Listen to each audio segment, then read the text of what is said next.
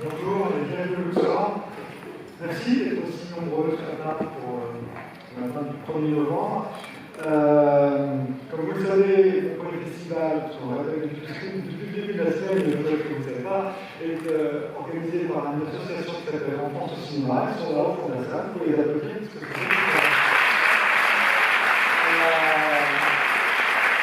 c'est une initiative de la ville de Paris. Voilà, donc c'est presque la fin, donc ça se termine à 14h, et c'est la dernière avant-première. On est très heureux par un trafic que j'aime beaucoup d'accueillir Ariane Esterville.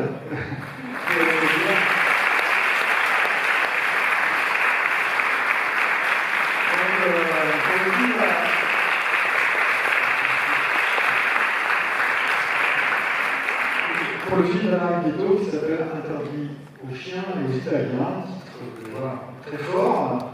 Donc, alors, on a installé, puisque c'est un film d'animation, vous le savez, vous avez là le rôle de doubleuse.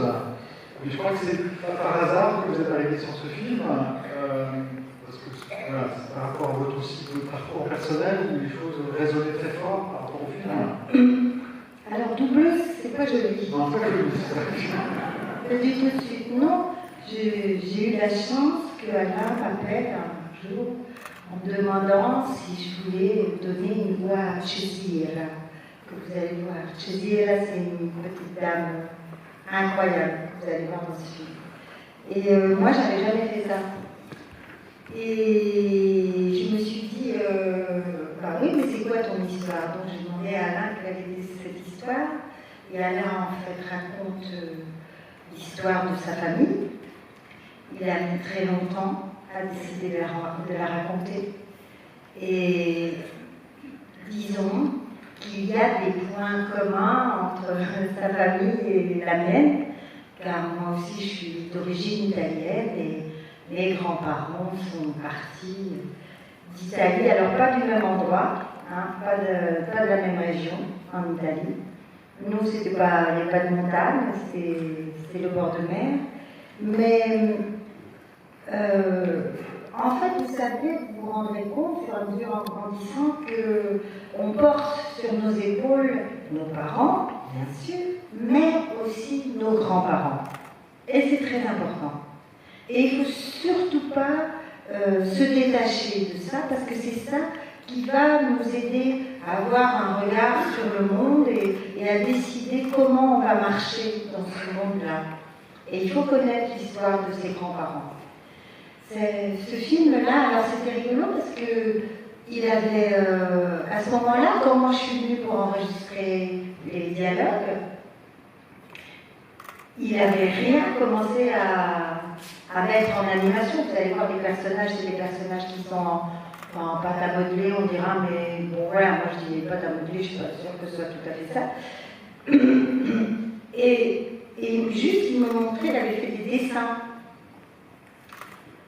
Et je me disais, mais comment tu vas faire pour comment ça va marcher ce truc-là?